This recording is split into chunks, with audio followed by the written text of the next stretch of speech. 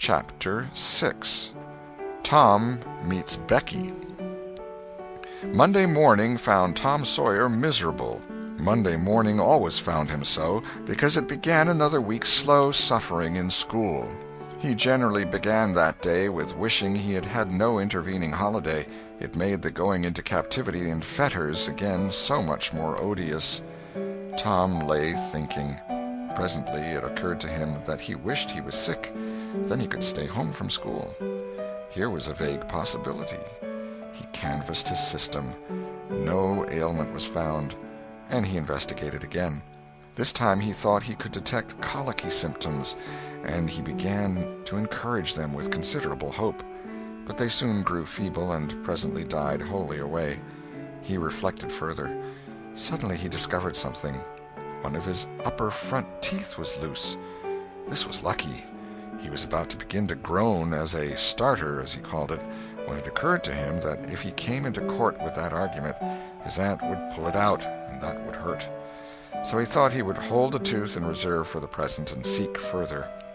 Nothing offered for some little time, and then he remembered hearing the doctor tell about a certain thing that laid up a patient for 2 or 3 weeks and threatened to make him lose a finger. So the boy eagerly drew his sore toe from under the sheet and held it up for inspection. But now he did not know the necessary symptoms. However, it seemed well worth while to chance it, so he fell to groaning with considerable spirit. But Sid slept on unconscious. Tom groaned louder and fancied that he began to feel pain in the toe. No result from Sid. Tom was panting with his exertions by this time. He took a rest and then swelled himself up and fetched a succession of admirable groans. Sid snored on. Tom was aggravated. He said, "Sid! Sid!" and shook him. This course worked well, and Tom began to groan again. Sid yawned, stretched, then brought himself up on his elbow with a snort and began to stare at Tom. Tom went on groaning, and Sid said, "Tom! Say, Tom!" No response. "Here, Tom! Tom! What is the matter, Tom?" And he shook him and looked in his face anxiously. Tom moaned out, "Oh, don't, Sid! Don't joggle me!" "Why, what's the matter, Tom? I must call Auntie." "No, never mind. It'll be over by and by, maybe. Don't call anybody." "But I must. Don't groan so, Tom. It's awful. How long you been this way?"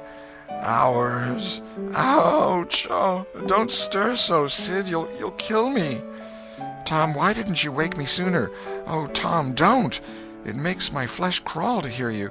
Tom, what is the matter?" "I forgive you everything, Sid. Oh, everything you've ever done to me. When I'm gone—" "Tom, don't you ain't dying, are you? Don't, Tom. Oh, don't. Maybe—" "Oh, I forgive everything, Sid. Oh, tell 'em so, Sid.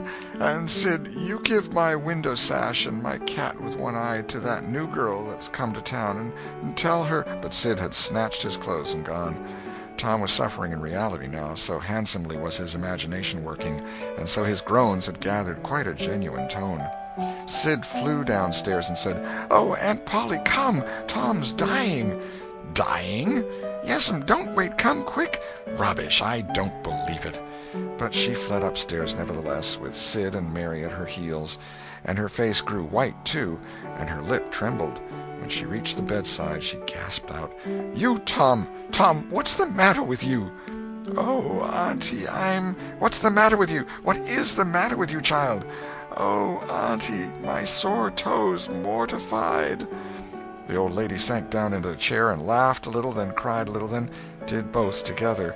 This restored her, and she said, "Tom, what a turn you did give me. Now you shut up that nonsense and climb out of this." The groans ceased and the pain vanished from the toe.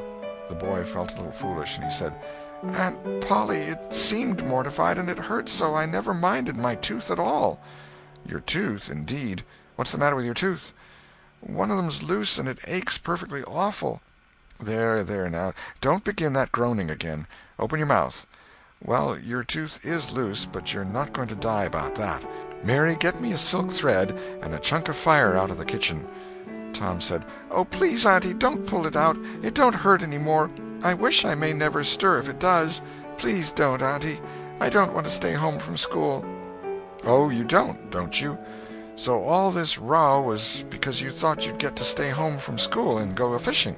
Tom, Tom, I love you so, and you seem to try every way you can to break my old heart with your outrageousness." By this time the dental instruments were ready. The old lady made one end of the silk thread fast to Tom's tooth with a loop and tied the other to the bedpost. Then she seized the chunk of fire and suddenly thrust it almost into the boy's face. The tooth hung dangling by the bedpost now.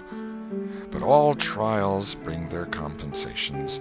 As Tom wended to school after breakfast, he was the envy of every boy he met because the gap in his upper row of teeth enabled him to expectorate in a new and admirable way.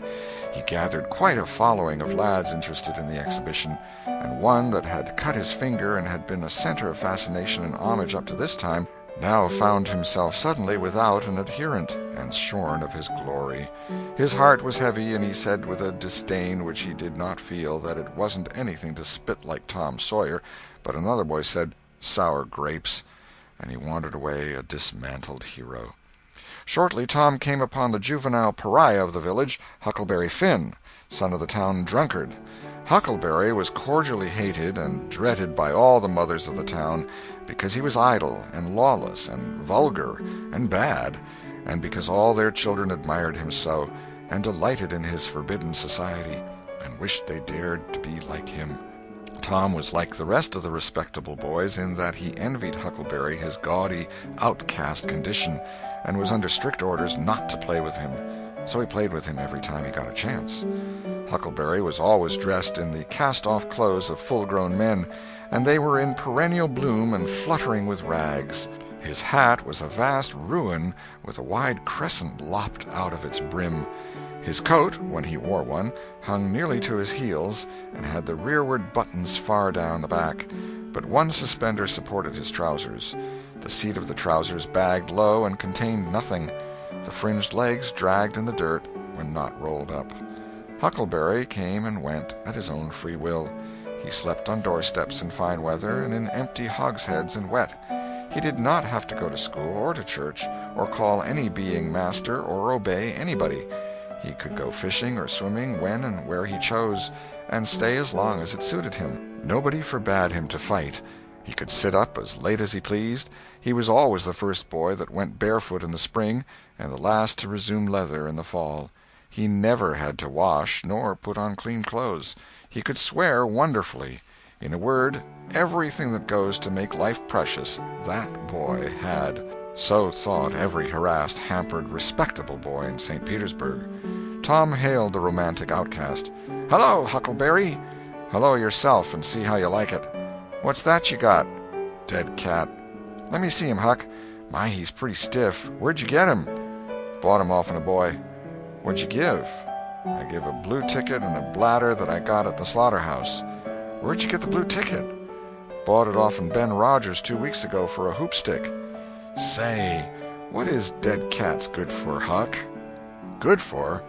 Cure warts with." "No, is that so? I know something that's better." "I bet you don't. What is it?" "Why, spunk water." "Spunk water? I wouldn't give a dern for spunk water." "You wouldn't you? Do you ever try it?" "No, I hain't." "But Bob Tanner did." "Who told you so?" "Why, he told Jeff Thatcher, and Jeff told Johnny Baker, and Johnny told Jim Hollis, and Jim told Ben Rogers, and Ben told a nigger, and the nigger told me. There now." "Well, what of it? They'll all lie, leastwise all but the nigger. I don't know him, but I never see a nigger that wouldn't lie." "Shucks! Now you tell me how Bob Tanner done it, Huck." "Why, he took and dipped his hand in a rotten stump where the rainwater was." "In the daytime?" "Certainly." "With his face to the stump?" "Yes. Least I reckon so." "Did he say anything?" "I don't reckon he did. I don't know." "Aha! Talk about trying to cure warts with spunk water such a blame fool way as that. Why, that ain't a-going to do any good. You got to go all by yourself to the middle of the woods where you know there's a spunk water stump, and just as it's midnight you back up against the stump and jam your hand in and say, 'Barleycorn, barleycorn, Injun meal shorts, spunk water, swaller these warts.' and then walk away quick 11 steps with your eyes shut, and then turn around 3 times and walk home without speaking to anybody, because if you speak, the charm's busted." Well, that sounds like a good way, but that ain't the way Bob Tanner done. No, sir, you can bet he didn't, because he's the wartiest boy in this town, and he wouldn't have a wart on him if he'd known how to work spunk water. I've took thousands of warts off my hands that way, Huck. I play with frogs so much I've always got considerable many warts. Sometimes I take 'em off with a bean. Yes, bean's good. I've done that. Have you? What's your way? You take and split the bean and cut the wart so as to get some blood, and then you put the blood on one piece of the bean and take and dig a hole and bury it about midnight at the crossroads in the dark of the moon, and then you burn up the rest of the bean. You see, that piece that's got the blood on it will keep drawing and drawing, trying to fetch the other piece to it, and so that helps the blood to draw the wart, and pretty soon off she comes. Yes, that's it, Huck, that's it. Though when you're burying it, if you say, "Down bean, off wart, come no more to bother me," it's better. That's the way Joe Harper does, and he's been nearly to Coonville and most everywheres. But say, how do you cure 'em with dead cats? Why, you take your cat and go and get in the graveyard long about midnight when somebody that was wicked has been buried, and when it's midnight a devil will come, or maybe 2 or 3, but you can't see 'em. You can only hear something like the wind, or maybe hear 'em talk. And when they're taking that feller away, you heave your cat after 'em and say, "Devil follow corpse, cat follow devil, warts follow cat, I'm done with you." And that'll fetch any wart.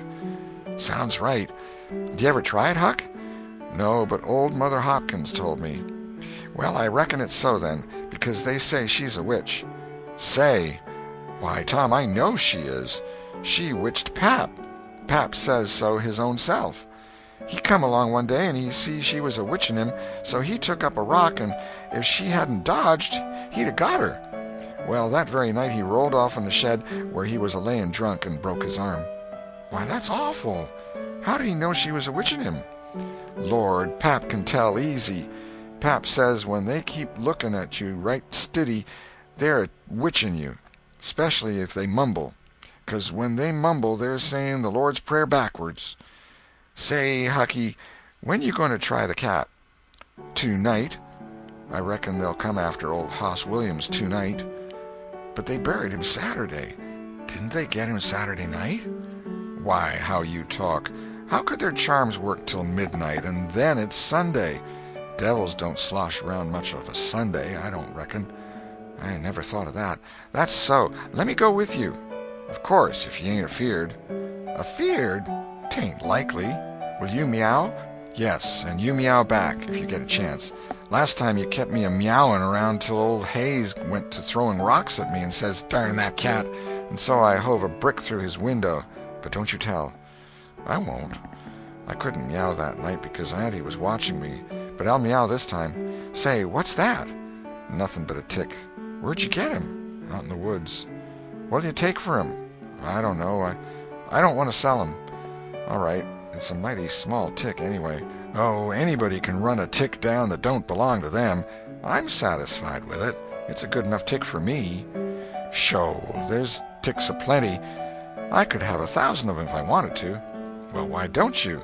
Because you know mighty well you can't. This is a pretty early tick, I reckon. It's the first one I've seen this year.